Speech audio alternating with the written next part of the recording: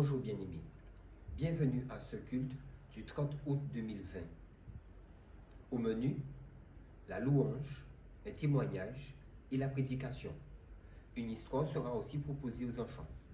Mais tout de suite, nous l'introduisons par la prière de Marine Ramassamy. Bonjour, nous allons prier.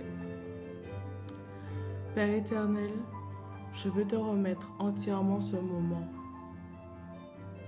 Que nous puissions être édifiés et encouragés au travers de tous les partages. Que tu puisses ouvrir nos oreilles afin que nous puissions obéir à ta parole. Que tu sois glorifié, que toute la gloire te revienne. Je t'ai prié au nom de Jésus-Christ. Amen. 1 Roi 17, verset 7 à 1 Roi 18, verset 1. Mais au bout d'un certain temps, comme il n'y avait plus de pluie dans le pays, le torrent se dessécha. Alors l'Éternel lui adressa la parole en ces termes. Mets-toi en route et va à Serpta, dans le pays de Sidon, et installe-toi là-bas.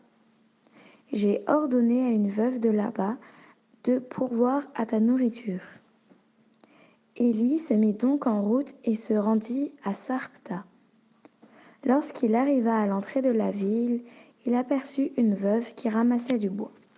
Il l'appela et lui dit : « S'il te plaît, va me puiser un peu d'eau dans une cruche pour que je puisse boire. » Comme elle partait en chercher, il la rappela pour lui demander : « S'il te plaît, apporte-moi aussi un morceau de pain. » Mais elle lui répondit : « Aussi vrai que l'Éternel, ton Dieu, est vivant, je n'ai pas le moindre morceau de pain chez moi. Il me reste toujours, tout juste, une poignée de farine dans un pot et un peu d'huile dans une jarre. J'étais en train de ramasser 2 bouts de bois. Je vais rentrer et préparer ce qui me reste pour moi et pour mon fils. Quand nous l'aurons mangé, nous n'aurons plus qu'à attendre la mort. » Élie reprit : « Sois sans crainte, rentre, fais ce que tu as dit. Seulement prépare-moi d'abord, avec ce que tu as, une petite miche de pain et apporte-la-moi. Ensuite, tu en feras pour toi et pour ton fils.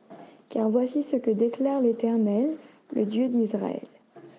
Le pot de farine ne se videra pas et la jarre d'huile non plus, jusqu'au jour où l'Éternel fera pleuvoir sur le pays. » La femme partit et fit ce qu'Élie lui avait demandé.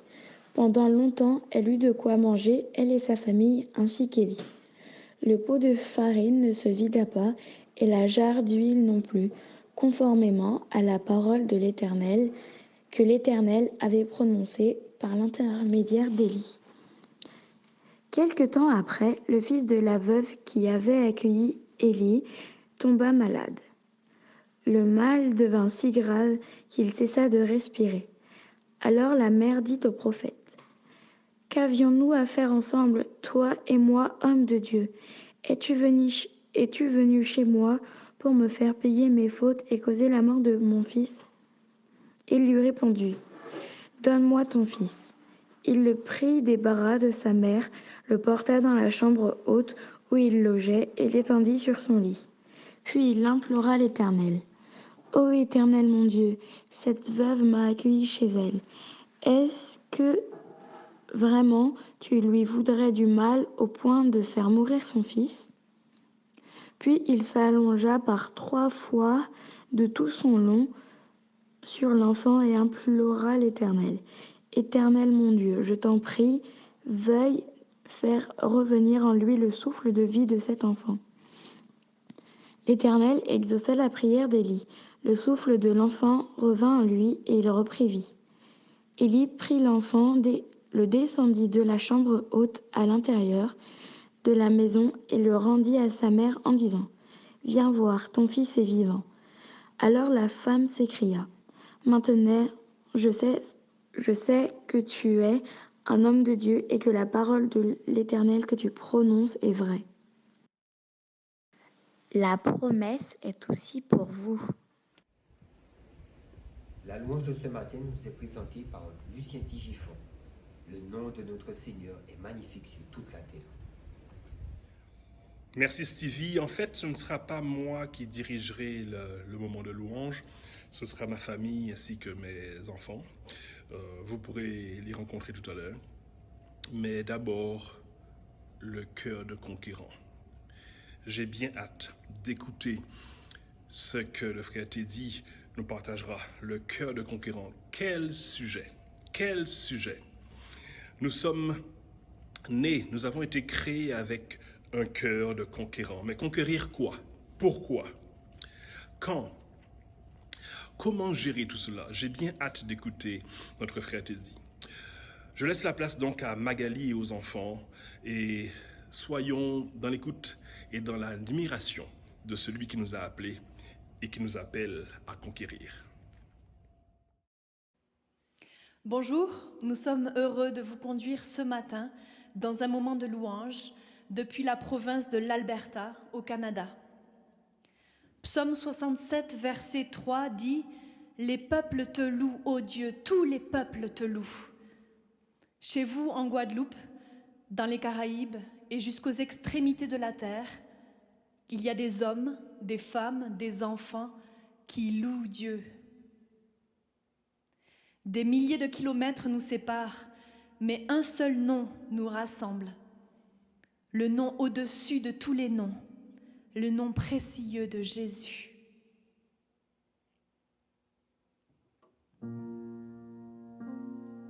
Psaume 8, psaume de David. Éternel, notre Seigneur, que ton nom est magnifique sur toute la terre. Ta majesté s'élève au-dessus des cieux. Par la bouche des enfants et de ceux qui sont à la mamelle, tu as fondé ta gloire pour confondre tes adversaires, pour imposer silence à l'ennemi et au vindicatif. Quand je contemple les cieux, ouvrage de tes mains, la lune et les étoiles que tu as créées, qu'est-ce que l'homme pour que tu te souviennes de lui, et le Fils de l'homme pour que tu prennes garde à lui. Éternel, notre Seigneur, que ton nom est magnifique sur toute la terre.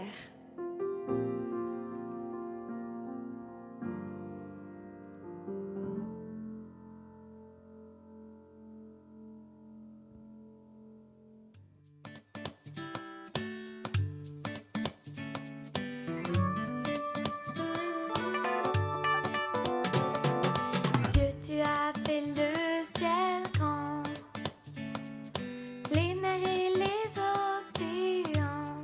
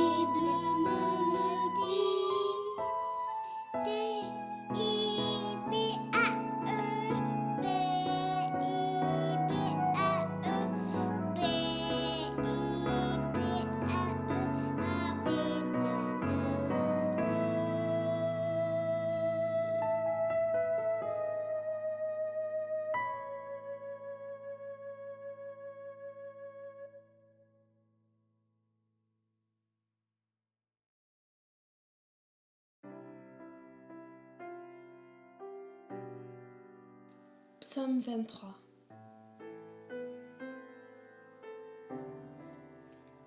Le Seigneur est mon berger.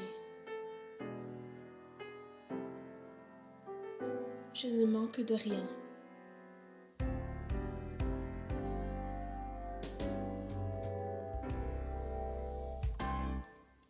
Il me fait reposer dans des champs d'herbes vertes.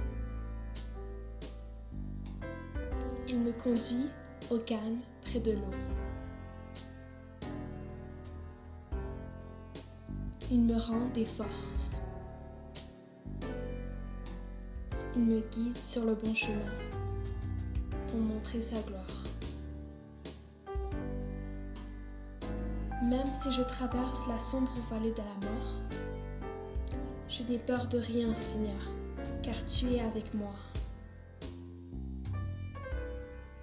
Ton bâton de berger est près de moi. Il me rassure.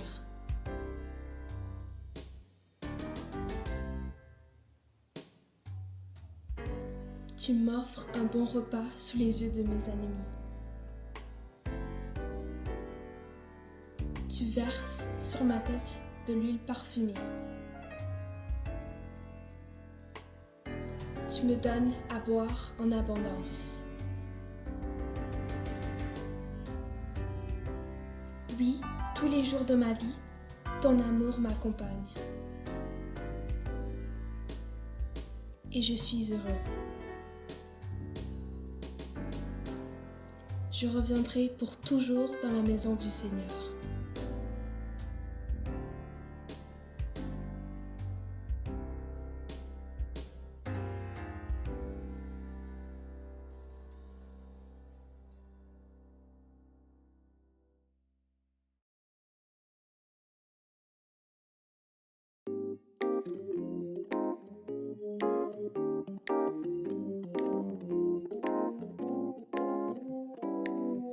Quelle est belle la vie avec toi, oh Jésus, vivant ta compagnie. Chaque jour tu es là et tu prends soin de moi. Quel plaisir de te servir. À ce souci ennui, je peux dire bonjour à la vie.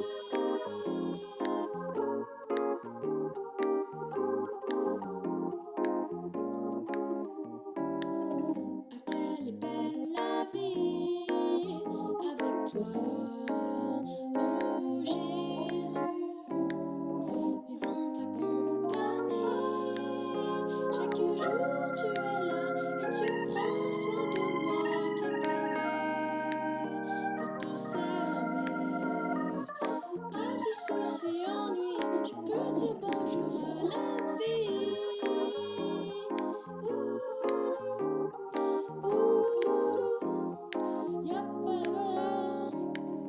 Oh, chaque jour tu es là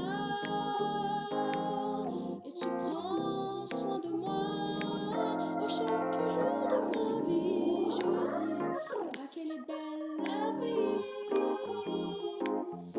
Ah, quelle est belle la vie. Ah, quelle est belle la vie.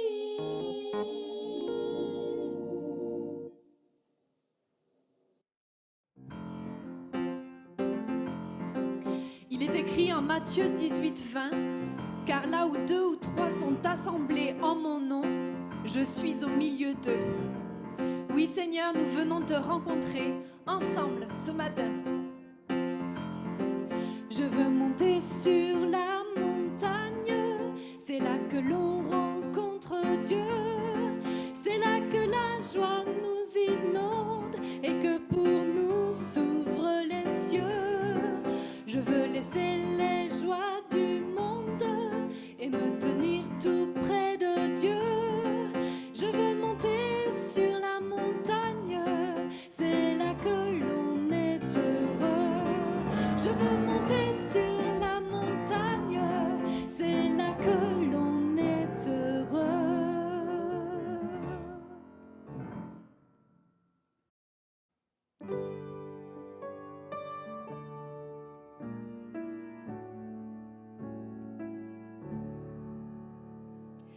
Seigneur, attire mon cœur à toi. Je te désire tout près de moi. Ma délivrance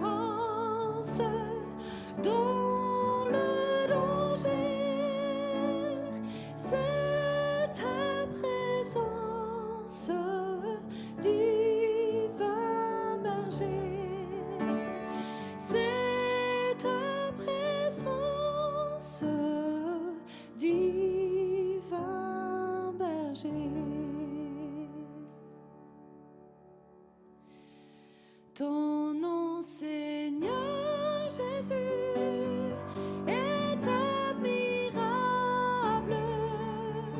Ton nom surpasse tout autre nom.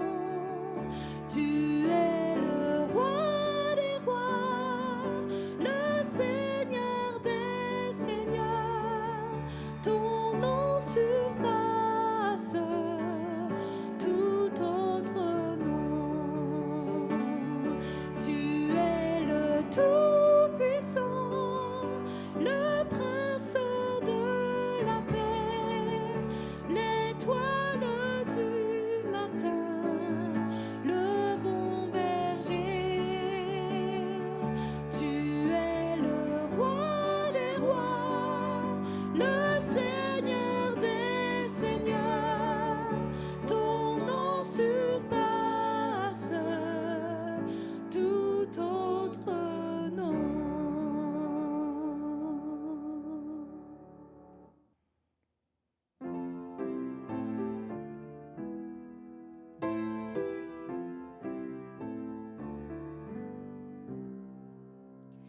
C'est un rempart que notre Dieu,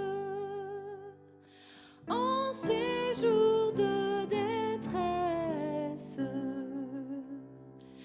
il nous délivre, il nous tient lieu d'armée de forteresse.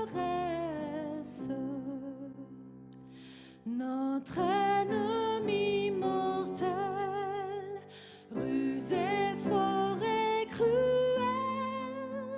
rugit, menace et redouble d'audace. Il n'a point d'égal sous le ciel. Il faudra bien que malgré tous subsiste la parole, car l'Éternel est avec nous, son esprit nous console. Qu'il prenne tout chrétien notre vie et nos biens, laissons-les faire, ils n'y gagneront guère. Le royaume nous appartient.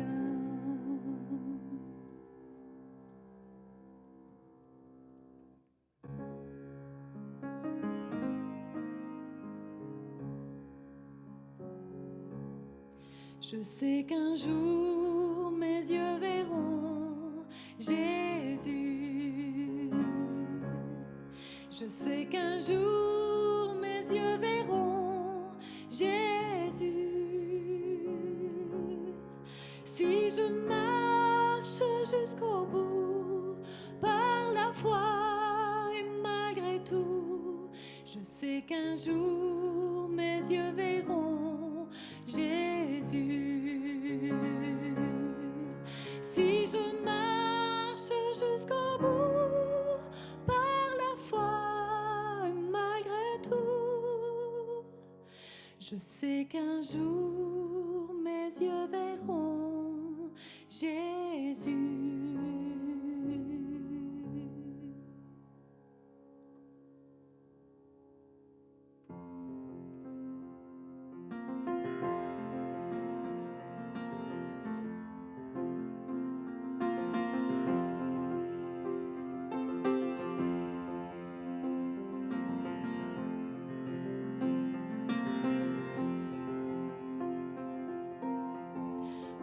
parce qu'il vit. Je n'ai rien à craindre,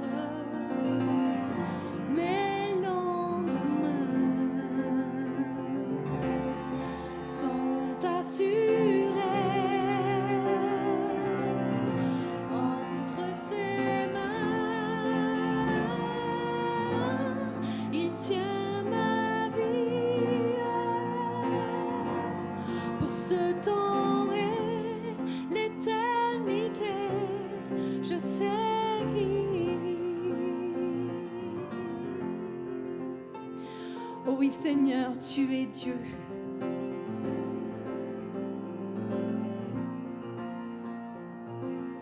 Tu es l'alpha, tu es l'oméga. Tu es le commencement, tu es la fin. Seigneur, tu ne changes pas. Tu es le même. Tu es fidèle. C'est pourquoi je m'appuie sur toi. Dans tes mains, tu tiens le monde et tu tiens ma vie. Parce que tu es. Parce que tu vis.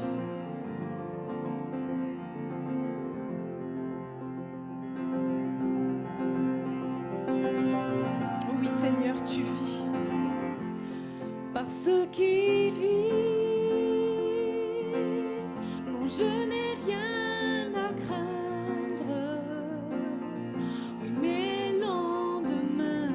Oui, mes lendemains sont assurés. Entre tes mains, Seigneur, entre tes mains, il tient ma vie pour ce temps et l'éternité. Je sais qu'il vit. Oui, Seigneur, entre tes mains,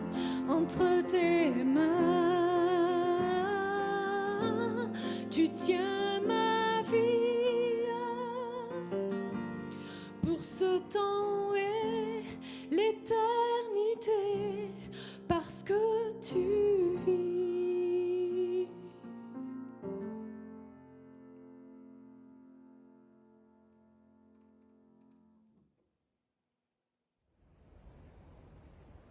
Johanna Butin nous présente ce matin un témoignage. On écoute.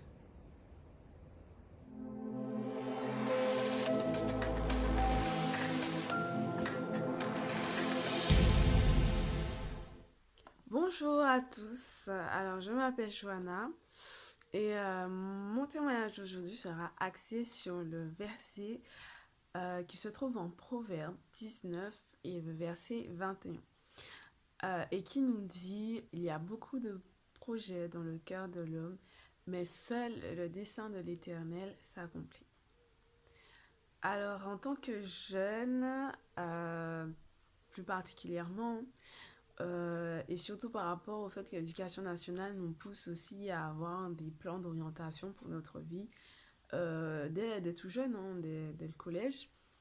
On doit savoir ce qu'on veut faire, on doit savoir par quelle voie on veut passer, quel débouché on veut avoir, etc.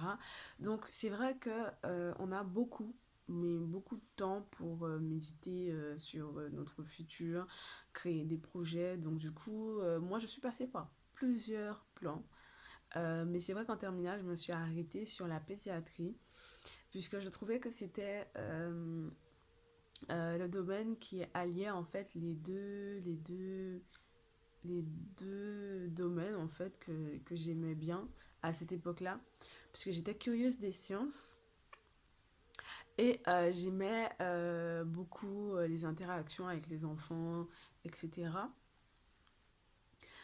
Donc pour moi c'est bon, c'était décisif, Johanna allait être pédiatre. Mais le Seigneur m'a permis de voir que non, ce n'était pas ma voie, et j'ai été réorientée directement en biologie. Donc arrivée en biologie, ça s'est bien passé et j'étais très réceptive parce que ma curiosité des sciences a continué, et je comprenais, c'était vraiment bien. Le premier semestre s'est très bien passé. Il y a eu un problème au deuxième semestre, puisqu'on m'a dit que je ne l'avais pas validé. Alors j'ai été dans l'incompréhension, puisque pour moi tout s'était bien passé. Après, je sais qu'effectivement, des fois, on pense que ça se passe bien, mais il y a toujours un problème. Mais là, j'étais vraiment assurée que ça s'était bien passé. Donc, j'ai été voir, enfin, j'ai attendu qu'on me donne mon bulletin. Et effectivement, je vois que je suis absente à 3 examens, alors que je sais que j'ai été à tous les examens. Donc, j'ai été faire des réclamations à l'administration, mais on me mettait toujours en attente. Donc, c'était on revient plus tard, c'était oui, on va voir, mais on revient plus tard, etc. Et comme ça n'avançait pas et que ça me faisait déjà quelque chose, puisque je vois tous mes camarades avancer et moi je reste à cette année, donc ça me faisait déjà quelque chose, je commençais déjà à baisser les bras. Donc, j'ai arrêté mes réclamations. Et je me suis dit, c'est pas grave, je vais refaire l'année, comme je le connais déjà ça ira beaucoup plus vite et peut-être que j'aurai de meilleures notes en fait. Donc peut-être que c'est pour ça que le Seigneur m'a permis de rester là, donc de stagner. À cette époque-là, je voyais vraiment que c'était une stagnation et que je n'allais pas avancer. Et je me disais, mais pourquoi moi? Pourquoi qu'est-ce qui s'est passé quoi? Donc du coup, j'ai repris l'année normalement. Donc je voyais vraiment que j'étais entourée que de nouvelles personnes, de nouvelles têtes, des plus jeunes que moi. Après, je me suis dit non, voilà, ne regarde pas ça.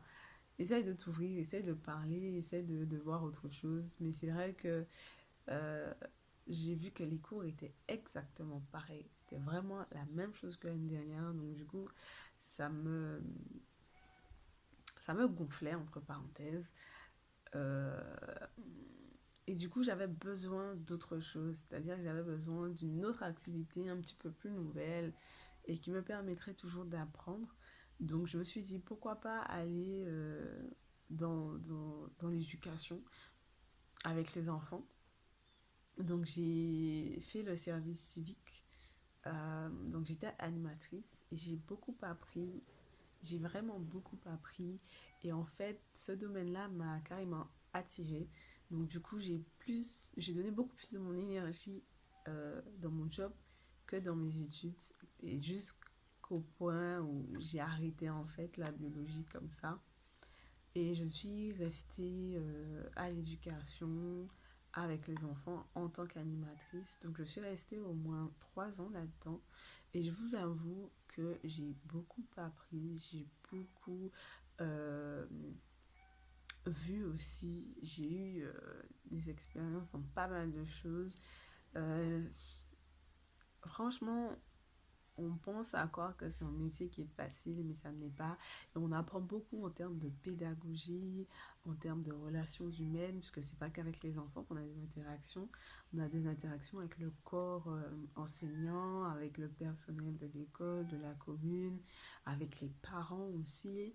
Donc c'est beaucoup d'interactions. Et en fait, ce n'est que bien plus tard que tout au long de mes 3 ans, que je me suis dit en fait que, et j'ai vu qu'en fait c'était des sciences humaines et sciences de l'éducation. Donc je me suis dit, ouais, Johanna, je pense que c'est là en fait, c'est là que ta vraie voix est. Mais ne voilà-t-il pas que ça fait longtemps, longtemps que le Seigneur m'avait mis en fait en tête tout cela. Il m'avait dit, Johanna, ta voix c'est dans le domaine de l'éducation. Pars, va en France, vois de nouvelles choses, va acquérir de nouvelles compétences, etc. Mais moi, j'étais bornée, je voulais pas partir, je voulais pas quitter mon île. Surtout que j'avais déjà fait en fait des vacances en France et que je n'avais pas forcément apprécié puisque je préférais l'atmosphère de mon île tropicale, humide, chaleureuse, etc. Et du coup, j'ai fait ma têtue, j'ai beaucoup repoussé la France et j'ai vraiment pas voulu y aller. Mais là, véritablement, euh, le Seigneur me dit, oui, Johanna, là, c'est le moment, il faut y aller. Tu peux plus toujours te remettre à demain, en fait. Il faut que tu y ailles. Et donc, du coup, j'attends l'année prochaine, parce que normalement, j'aurais dû partir cette année, mais avec le corona, il y a eu un problème administratif. Mais je remets tout ça encore entre les mains de Dieu. Et en fait, j'aimerais véritablement que vous puissiez vous dire que même si dans votre vie, vous avez l'impression que vous stagnez, que vous ne progressez pas, que vous n'avancez pas, franchement, retirez tout ça de votre esprit, de votre tête, parce que quelles que soient les expériences par lesquelles vous passez, ça va toujours vous permettre de vous développer. Et je pense que c'est ce que j'avais besoin. J'avais besoin de mon développement personnel. J'avais besoin que ce développement aille beaucoup plus loin, en fait, avant d'avancer et avant d'avancer professionnellement parlant. Et je remercie le Seigneur parce que c'est vraiment des personnes qu'il a mis autour de moi qui m'ont permis de voir qu'effectivement j'avais un blocage et que je voulais pas partir parce que pour moi tout ça n'était pas encore clair, je voyais pas les choses clairement et on va dire que j'avais pas encore le discernement sur moi-même. C'est un peu c'est incroyable en fait de se le dire, mais on se connaît vraiment pas.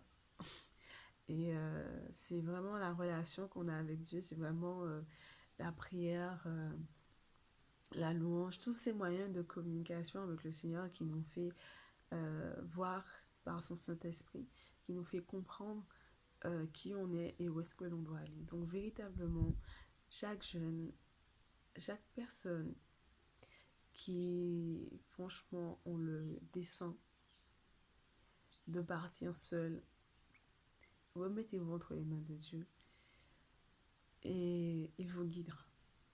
C'est la seule chose que je peux vous dire, de passer vraiment beaucoup plus de temps dans la présence du Seigneur. Je vais terminer mon témoignage avec un petit chant que j'ai sur le cœur, que j'ai appris il n'y a pas longtemps grâce à un frère. Tu mérites la gloire et tout honneur. J'élève mes mains pour t'adorer et je bénis ton saint nom. Tu mérites la gloire et tout honneur. J'élève mes mains pour t'adorer et je bénis ton saint nom, car tu es Dieu. Tu fais de si grands miracles, il n'y a pas de Dieu comme toi. Il n'y a pas de Dieu comme toi, car tu es grand. Tu fais de si grands miracles, il n'y a pas de Dieu comme toi. Nul n'est comparable à toi. Nul n'est comparable à toi. Donc voilà, merci de m'avoir écouté et j'espère que ça vous aura édifié. Au revoir. Le cœur d'un conquérant est le thème du message qui nous est présenté tout de suite par Teddy Kishida.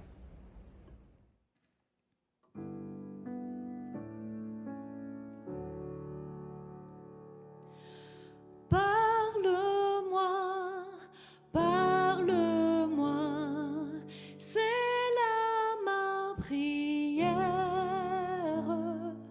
Je t'écoute, ô Père, prête à t'obéir,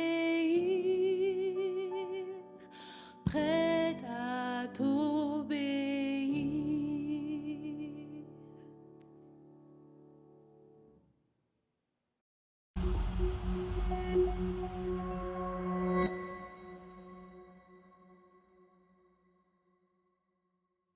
Bonjour à toutes et à tous, je suis heureux d'être avec vous ce matin pour ce culte en ligne et j'aimerais partager cette méditation que j'ai intitulée « Un cœur de conquérant ».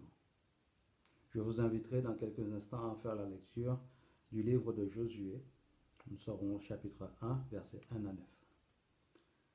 Nous avons ce chant très connu je sais qui je suis. Chant qui, à mon sens, est un hymne chez les jeunes. Et à un moment, il fait cette déclaration très forte. Je suis un conquérant. Ma question pour nous ce matin, c'est que signifie être un conquérant? Je vous invite donc à la lecture de la parole. Josué chapitre 1, versets 1 à 9.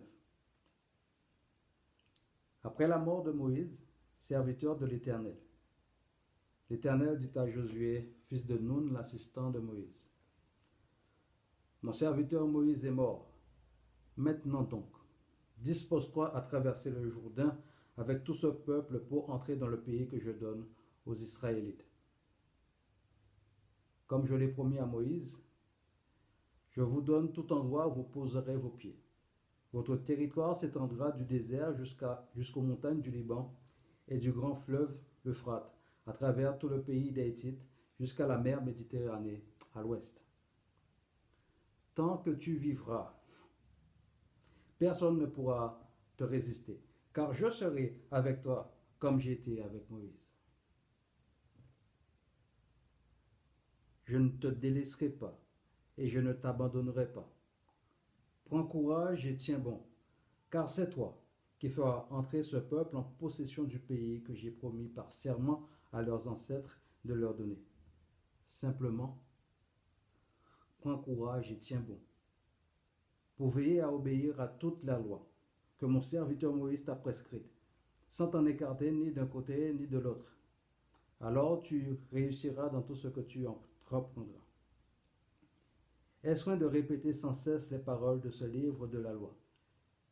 Médite-les jours et nuits, afin d'y obéir et d'y appliquer tout ce qui est écrit.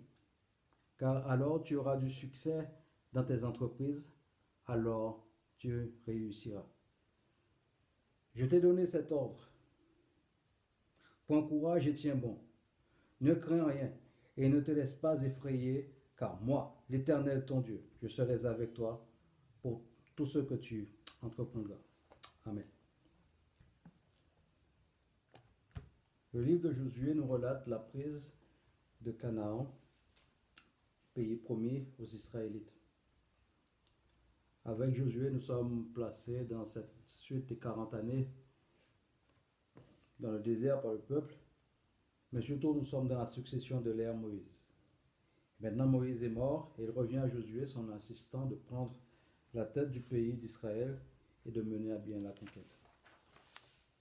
Fortifie-toi et prends courage. Voilà l'ordre que reçoit Josué à 3 reprises.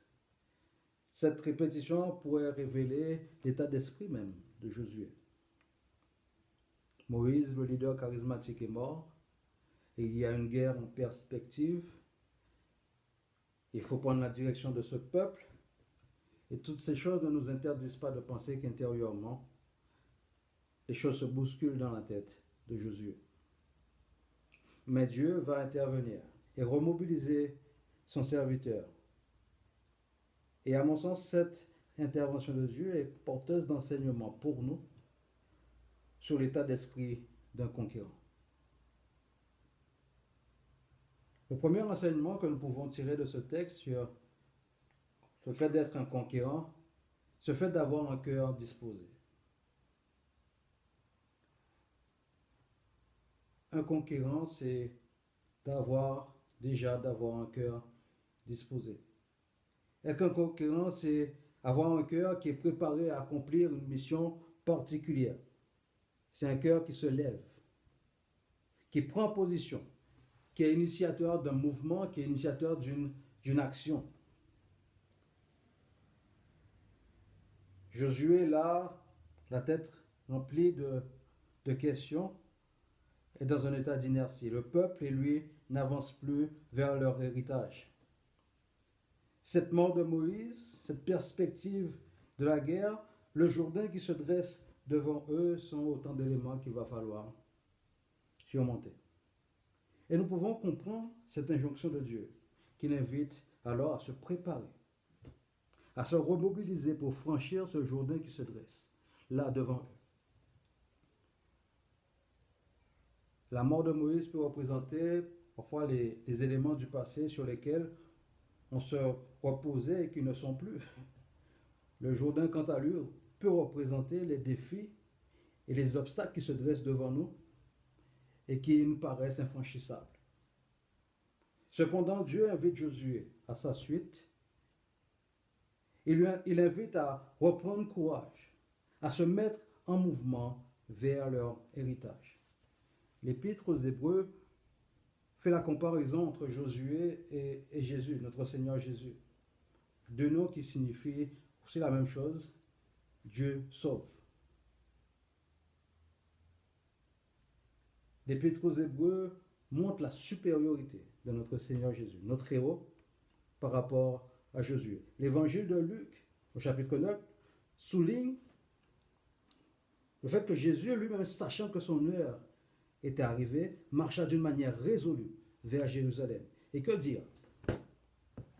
Que dire de Gethsémani, du jardin de Gethsémani, à cette heure d'angoisse? Mais tout de suite après, c'est d'un pas déterminé que le Seigneur s'avance vers sa destinée, vers la croix. Et à cette croix se révèle là notre victoire sur le péché. C'est la victoire sur l'ennemi de nos âmes. Par sa mort, c'est l'accès au royaume des cieux qui nous est accessible. Désormais, Jésus, notre conquérant, appelle des hommes et des femmes à sa suite. Faisons d'eux à leur tour des enfants de Dieu qui ont pour mission d'annoncer la victoire à la croix. Christ nous appelle à sa suite. Christ le conquérant nous appelle à sa suite, faisant de nous, à notre tour, également des conquérants. Il nous invite à prendre pour lui position, il nous invite à nous lever et à franchir des barrières qui se dressent devant nous. Peut-être la pandémie serait un signal destiné à nous faire prendre conscience que nous avons aussi à nous lever, à prendre position dans la société pour le bien-être des âmes.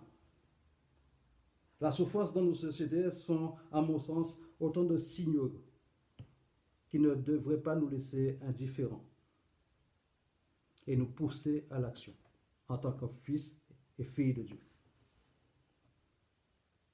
Pour mener cette mission qui nous est confiée, nous devons savoir aussi que nous ne sommes pas seuls. Et c'est là, pour moi, le deuxième enseignement.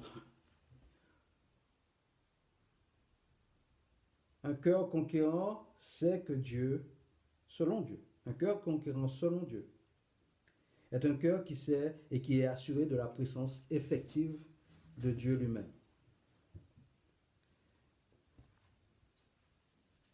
Cette assurance lui vient dans le fait qu'il croit lorsque Dieu lui dit qu'il ne l'abandonnera pas et qu'il ne le délaissera pas. Cette assurance lui vient dans le fait qu'il sait que ce que Dieu déclare est vrai. Il sait que lorsque Dieu s'engage, il s'engage personnellement et entièrement. Cette assurance lui vient de la connaissance de celui qui a fait la promesse. Personne ne tiendra devant toi tant que tu vivras, car je serai avec toi, dit l'Éternel à Josué.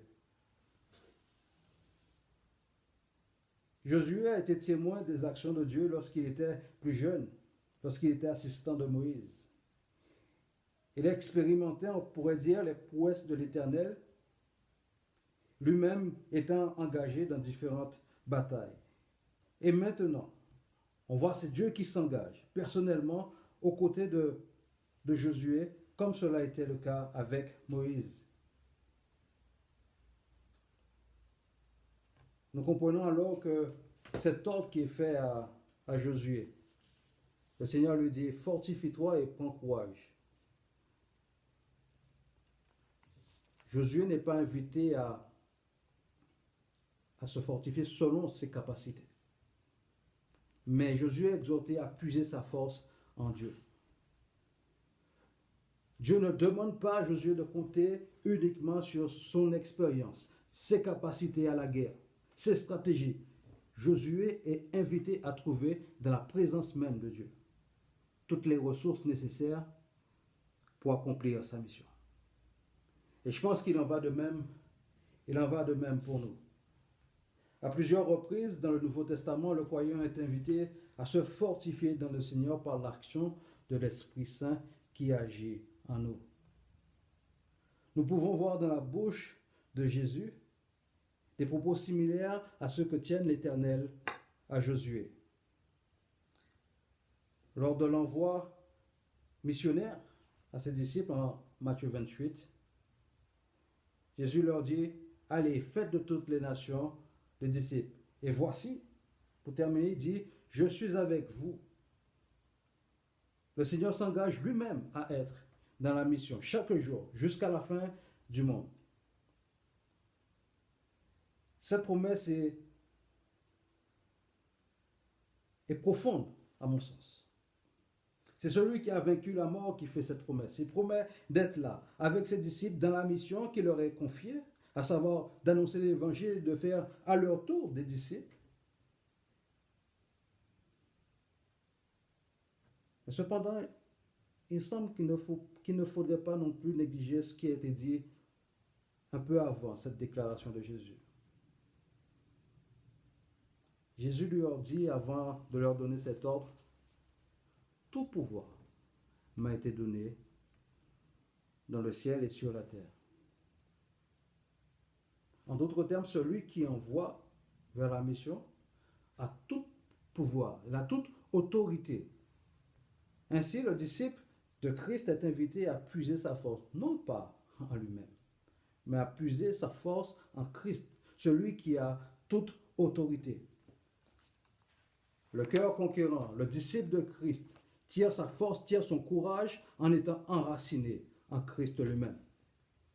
Les ressources d'un cœur conquérant se trouvent en Christ, en qui demeure toute la plénitude de la divinité. S'approprier cette ressource se fait donc alors par la foi.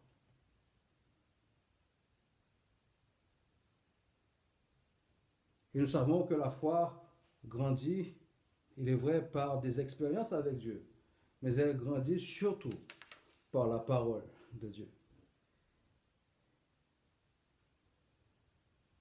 Ainsi, le dernier enseignement que nous verrons touche à l'importance de la parole dans nos vies. Je dirais qu'un cœur conquérant est d'abord un cœur conquis par la parole de Dieu. Dans le texte, à partir du verset 7 à 9, qu'est-ce qui est demandé à Josué? L'Éternel demande à Josué d'obéir à toute la loi, sans s'en écarter d'un côté ou de l'autre, de la méditer et de la répéter sans cesse, et de l'appliquer. Et ce qui est intéressant, c'est ce verset 7, où il dit, mais prends courage, fortifie-toi et prends courage pour obéir. C'est un effort qui est demandé, un effort particulier qui est demandé là à Josué. Cet impératif de se fortifier et d'avoir du courage pour cette tâche particulière nous montre combien il est capital que le livre de la loi ne reste pas un élément extérieur de la vie de Josué, mais que ce livre soit inscrit dans son cœur, dans le cœur du serviteur de Dieu. La parole même de Dieu, le livre de la loi, doit être pour Josué le fondement de tout acte et de toute entreprise.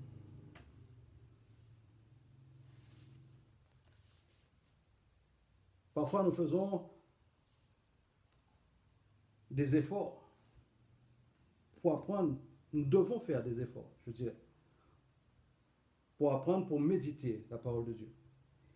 Mais une erreur il me semble que nous commettons souvent, c'est que nous inculquons plus la peur du péché que l'amour et l'attachement à la parole de Dieu. Cette peur du péché nous paralyse. Elle est un frein, à mon sens, à la mission. Elle nous enferme dans une forme d'hypocrisie, comme les pharisiens qui érigeaient des lois tout autour, mais qui n'avaient pas compris le sens même de la parole. Comprenons-nous bien, je n'appelle pas ce n'est pas un appel à pécher à outrance. Ce que je veux dire, c'est que nous sommes encore dans ce corps soumis au péché. Et malheureusement, le temps a montré que entre ce que nous prêchons et ce que nous vivons, il y a comme un fossé. Et là, peut-être, ceci est source de refroidissement pour certains, motif de désertion pour d'autres, et pire encore, prétexte pour d'autres de discréditer l'Évangile. Car ne voyons pas entre nous la différence entre ce qui se passe dans la société et ce qui devrait se passer dans l'Église. Dieu ne nous demande pas d'avoir peur du péché. Jésus n'a pas eu peur du péché, mais il a vécu sa sainteté au milieu de pécheurs. Touchant par sa sainteté, touchant par son amour pour la parole, pour sa crainte de Dieu, des hommes et des femmes. Ce que Dieu veut d'abord, c'est que nous ayons sa crainte et de l'amour pour lui. Cet amour se manifeste par l'obéissance de sa volonté. Nous savons que cette volonté est exprimée dans la parole de Dieu. Donc, de fait, il devient capital pour nous d'avoir cet effort considérable pour intérioriser cette parole que Dieu nous a donnée. La parole de Dieu corrige l'homme. La parole de Dieu éduque l'homme. La parole de Dieu redresse l'homme. Elle façonne l'homme afin qu'il devienne semblable à Jésus-Christ. Un cœur conquérant est un cœur rempli, premièrement, de cette parole divine, qui s'attache à la parole de Dieu, qui trouve en elle source de vie, source de joie. Son plaisir est de pouvoir la mettre en pratique.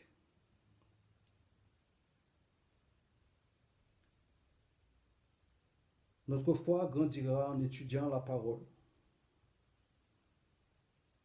C'est la parole aussi qui nous permet de discerner quelle est la volonté de Dieu.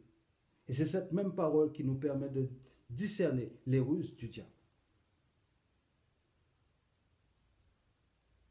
Jean disait que la parole, au commencement était la parole et la parole était avec Dieu et la parole était Dieu. Se consacrer à la parole, c'est passer du temps avec Dieu lui-même. De prendre en considération la personne même de Dieu. Et il me semble que plus nous apprenons à connaître Dieu, plus nous cultivons, plus dans nos cœurs viendra la haine du mal et non la peur du péché. Comme Dieu, nous aurons la haine du mal, mais nous n'aurons pas peur. Jésus est présenté comme un héros de la foi. Quand il prend le commandement du peuple d'Israël, il est âgé de 90 ans. Cependant, pendant les jours de sa jeunesse, il a démontré qu'à son époque, il avait un intérêt particulier pour Dieu, pour les affaires de Dieu.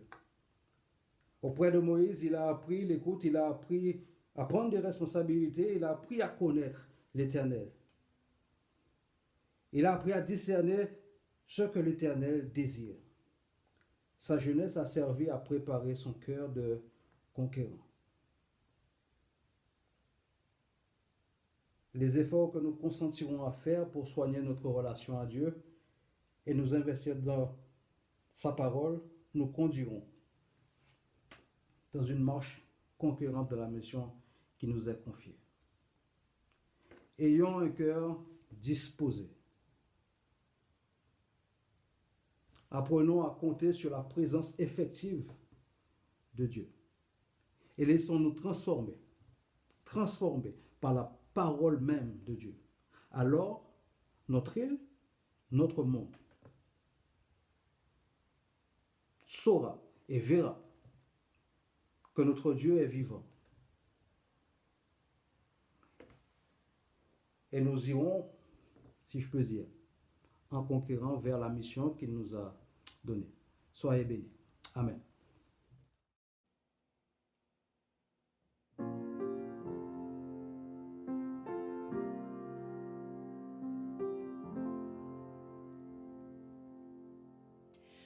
Que la grâce de Dieu soit sur toi pour t'aider à marcher dans ses voies. Reçois tout son pardon et sa bénédiction. Va en paix dans la joie, dans l'amour.